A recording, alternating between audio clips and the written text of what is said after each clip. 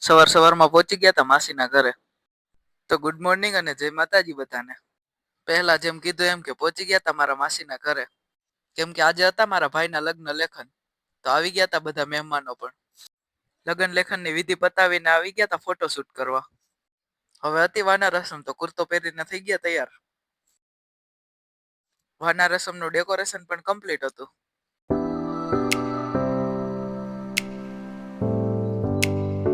અને થોડીક જ વારમાં થઈ ગઈ વાના રસમ ચાલુ.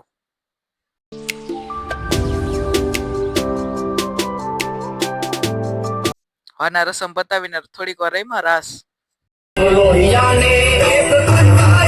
હવે જવાનું હતું શોપિંગ કરવા, તો કપડા બદલાવીને નીકળી ગયા શોપિંગ કરવા જવા.